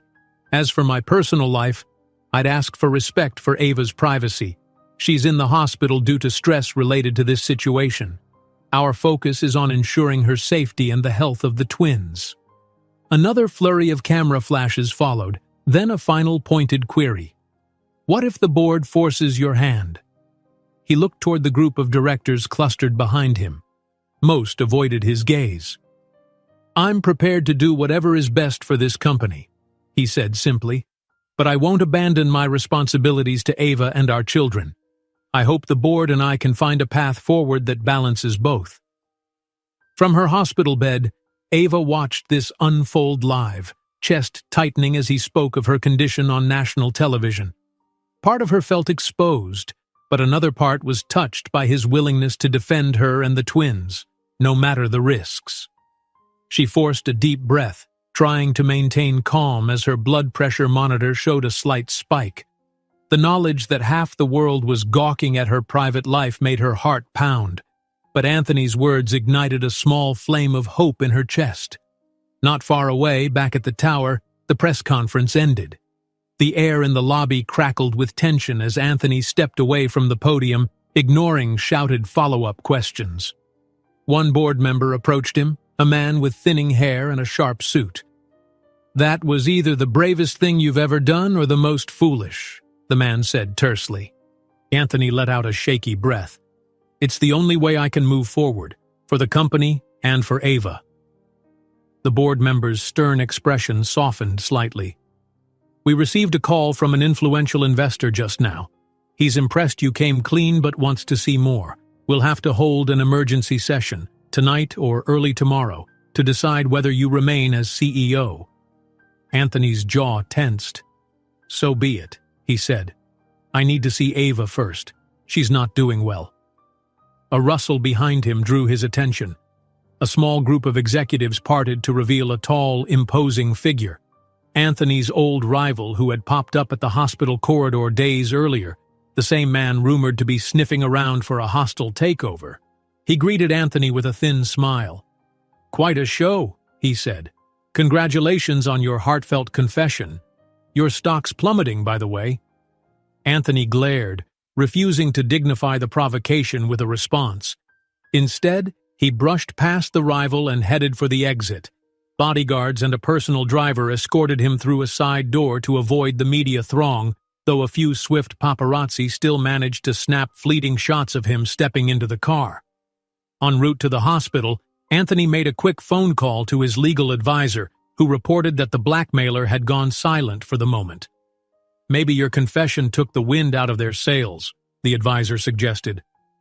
"Let's hope," Anthony muttered, though he doubted it would be that simple.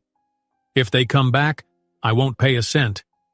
His hands trembled slightly as he pocketed the phone.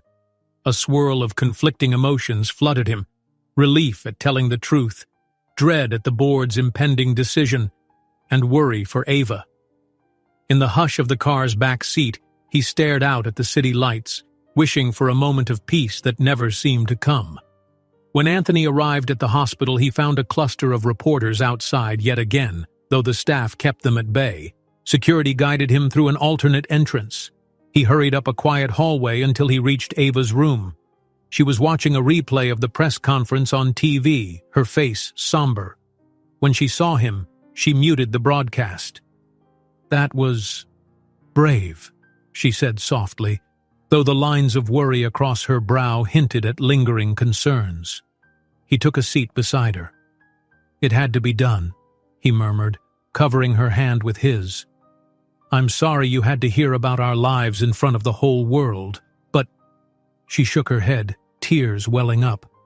"You did it to protect us, to stop living in fear of what could be used against you. I'm proud of you." Her voice cracked on the last words, revealing the strain. Touched, Anthony leaned in to press a gentle kiss to her forehead. The heart monitor next to Ava beeped steadily, a small reminder that her condition was still precarious. He stroked her cheek, trying to project a calm he didn't fully feel. They sat there in fragile togetherness until a phone rang on the bedside table, a private line set up by the hospital for essential calls. Ava lifted the receiver, listened, then handed it to Anthony. Her expression said it all. More trouble was brewing. He pressed the phone to his ear, bracing himself. A board member's voice trembled at the other end, explaining in clipped sentences that the company's top investors were preparing an immediate vote of no confidence. Unless you present a viable plan to salvage our stock and reassure partners, they'll have no choice but to remove you, she said, quietly grim. Anthony closed his eyes, exhaustion nearly overwhelming him. He offered a terse thanks and ended the call. Ava watched him struggle to contain a surge of frustration. "Go," she urged gently. "I'll be here, but you need to face them." He wanted to protest, worried about leaving her side, but the look in her eyes told him there was no alternative. She believed in him, that he could both fight for the company and fight for their future as a family. Just as he rose to go, the phone rang again. This time the voice on the line was the last one he wanted to hear, his old rival, the one who had dogged him with pointed remarks. The man spoke with a self-satisfied drawl, demanding a meeting in private. "I have information that could change the vote," he said. "Meet me, and we'll talk terms." Anthony's face went pale, heart pounding. The blackmailer had gone silent, but a new threat was taking shape, one that might twist the board's no-confidence vote to the rival's advantage. He hung up slowly, dread settling like a lead weight in his chest. Ava watched him with wide eyes. "Who was it?" she whispered, already sensing the answer wouldn't be good news. He set the phone down, voice tight. "The rival behind everything, demanding we talk, right when the board might oust me." A chill passed between them, the hospital monitor's steady beeps underscoring the sudden tension. The final stand loomed. Anthony would have to confront the very person who seemed intent on tearing down his entire world.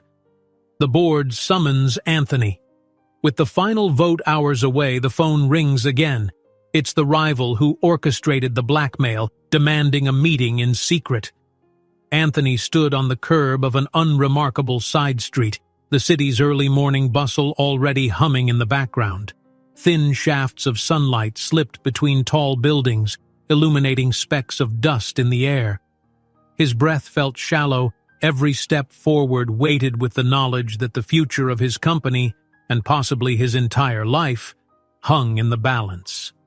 This was the address the rival had demanded they meet, a small cafe nestled in a gritty block where neon signs flickered above half-graffitied walls.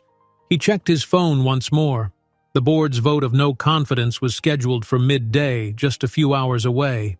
Ava was still at the hospital, stable but exhausted, her hope pinned on him finding a solution.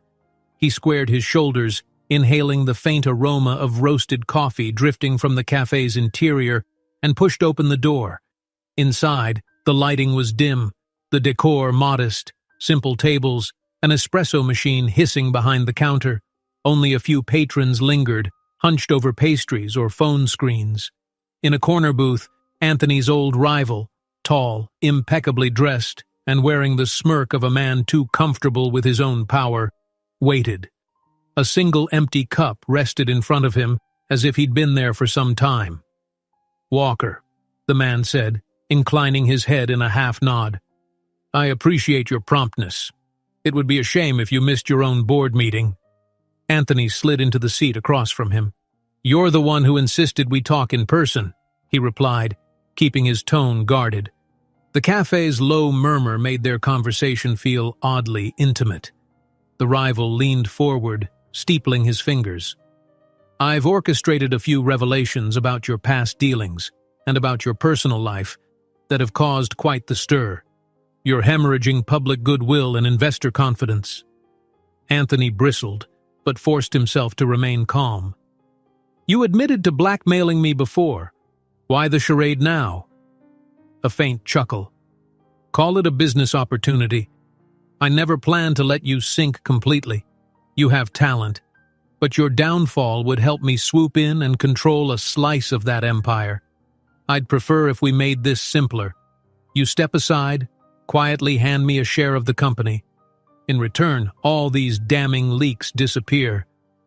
Outside, a scooter roared by, muffled behind the cafe's glass. Anthony exhaled slowly.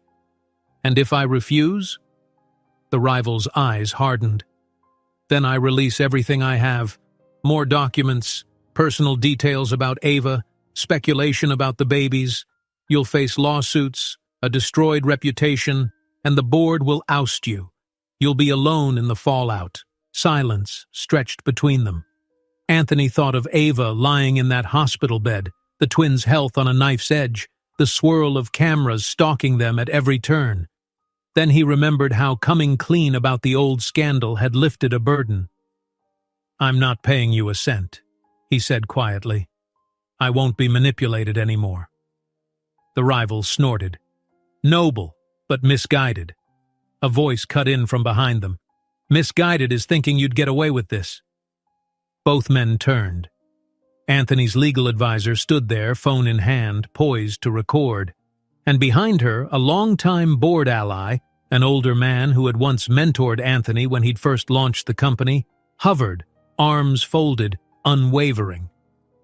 "Did you really think we wouldn't figure out you orchestrated those leaks?" the advisor said, tapping her screen. "We have digital traces linking you to the blackmailer's messages, emails, bank transfers, enough to prove extortion and sabotage of a publicly traded company." The rival's gaze flickered with alarm, but he masked it with a tight smile. "You have no authority to make arrests," he scoffed. "What are you going to do? Blast my face on the news?" The mentor stepped in. "We're presenting this evidence to the board at the emergency meeting. We'll let them decide if they want a criminal investigation. You can either walk away quietly or face official charges. Your choice." For a moment, fury flashed across the rival's features. The two men locked eyes in silent battle. Eventually, he snatched his jacket from the seat beside him. "This isn't over," he spat, "but you've bought yourself time." He shoved past them and stalked out into the morning light, leaving the cafe door clattering in his wake. Anthony let out a shaky breath, relief and lingering adrenaline coursing through him. The legal advisor patted the phone in her hand. "We have enough. Let's get to that board meeting." The tension in the boardroom was palpable. Thick carpet muted the shuffling of feet, and anxious conversation hummed around the long mahogany table. Directors peered at documents, typed fervently on laptops or whispered in clusters. Anthony's old mentor stood at the front, hooking up a laptop to a projector. As soon as Anthony, his advisor, and their ally entered, the room quieted. The chairman, expression grim, gestured for them to proceed. Anthony held up a folder. "We have evidence that the scandal plaguing us was orchestrated by a rival with an interest in destabilizing the company. They've planted stories, blackmailed me, and threatened Ava. My legal team and I can prove it." A hush fell as the projector screen flickered to life. Emails, timestamps, digital footprints linking the unnamed rival to the blackmail messages. A few board members exchanged stunned looks. Some rubbed their foreheads in embarrassment, realizing they had seriously considered forcing out the very CEO who'd been victimized. Finally, someone cleared their throat. "Why didn't you mention this earlier?" Anthony fixed them with a weary glance. "I only gathered complete evidence within the last few hours. Until then, I was guessing, and that wouldn't have stood up to scrutiny. I chose honesty by publicly admitting my past missteps, and I plan to face the consequences. But I won't stand by while someone else capitalizes on that and tears us apart." Low murmurs passed around the table, some in agreement, others uncertain. The chairman folded his hands, exhaling. "This changes things, but it doesn't erase the concerns about the old deal or the scandal around your personal life. We still need to vote on your leadership." "I understand," Anthony said calmly. "I'm not here to dodge responsibility. I'm here to ask for a chance to prove my loyalty to this company, to rectify my mistakes, and to protect its future." The room erupted in debate. Some directors voiced support, lauding Anthony's transparency and decisive action against the blackmail. Others fretted over the damage already done, questioning whether public trust could ever be fully restored. Tension peaked when the chairman finally called for the vote of no confidence, either to reaffirm Anthony's position or remove him altogether. Pins and needles anticipation filled the air as each board member cast their vote. Anthony's throat felt tight. He glanced at his advisor, who gave a subtle nod of solidarity. His mentor, standing at the back, offered an encouraging half-smile. One by one, the ballots were tallied. A hush descended as the chairman tallied the final count, each second stretching unbearably. With a solemn face, the chairman stood. "The board has decided," he announced, voice cracking with relief or perhaps lingering doubt. "Anthony Walker will remain as CEO, on the condition that he lead a transparent restructuring to address any ethical failings. The motion to remove him fails by a narrow margin." A wave of exhaled tension rippled around the table. Some directors wore relieved expressions, others stiffly resigned to the outcome. Anthony's head lowered, a blend of gratitude and profound exhaustion washing over him. He offered quiet thanks, then slipped out into the hallway with his advisor at his side. They passed employees who'd gathered, worried, near the boardroom doors. Upon seeing Anthony's relieved expression, a few broke into tentative smiles, as though a collective breath had finally been released. But Anthony had no time for celebrations. He checked his phone. No new messages from Ava. He needed to get back to her. As he arrived at the hospital, he found Ava alert, propped up with an extra pillow. Sunlight spilled through the window, painting the white sheets in gentle gold. She glanced up, eyes filled with anxious hope. "Well?" she murmured. He let out a slow breath, dropping into the chair at her bedside. "They let me stay. We found who was behind the blackmail. He's out of the picture for now." His hand slid to hers. "We're not entirely out of the woods, but the worst of it might be over." The relief on Ava's face was immediate. Her shoulders sagged and tears sprang to her eyes. "Thank God," she whispered. "I was so worried you'd lose everything, the company, your reputation, and that the stress might tear us apart." Anthony squeezed her hand, leaning in. "We still have work ahead. The board wants me to reform certain processes, prove the company can uphold ethics. But I'll do it. I'll do anything to ensure our future is solid." She pressed a trembling smile. "I believe you." She shifted, placing his hand gently on her belly. A soft flutter resonated under his palm, like the twins recognized his touch. His eyes shone with quiet wonder, remembering what truly mattered beneath the corporate chaos. Soon after, a nurse arrived with discharge papers and a slew of medical advice, hinting that if Ava continued to rest properly, she could recover at home. The doctor's final warnings echoed through the room: low stress, follow-up appointments, and consistent checkups. She and Anthony listened intently, hands clasped. Hours later, as they walked out the hospital's main doors, cameras flashed. Journalists hurled questions about the board meeting and the health of Ava and the babies. Security flanked them, steering them toward a waiting car. Ava clung to Anthony's arm, unsettled by the sudden glare of attention, but he pressed a protective hand against her back. They slipped into the car, and as it pulled away, the frenzy receded. Ava sank into the seat, breathing shakily. Anthony reached across, lacing his fingers through hers.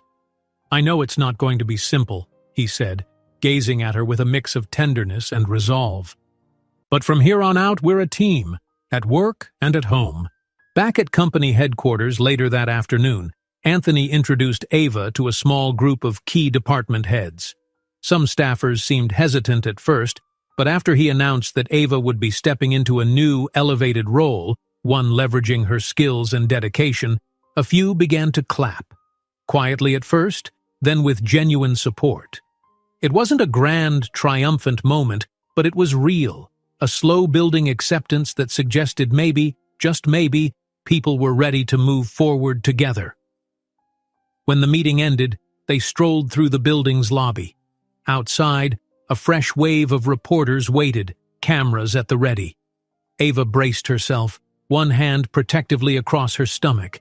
Anthony stepped close, offering a soft smile meant only for her. Without fanfare, they exited. Flashbulbs popped, voices called their names, but for a moment, time felt suspended. Anthony and Ava shared a private look, warmth sparking between them, a promise of better days. He leaned in and whispered, "We're in this together," sealing that vow against the roar of cameras, leaving them both with a sense of hope for what lay ahead. If you enjoyed this story, don't miss the next one. Just click on the screen.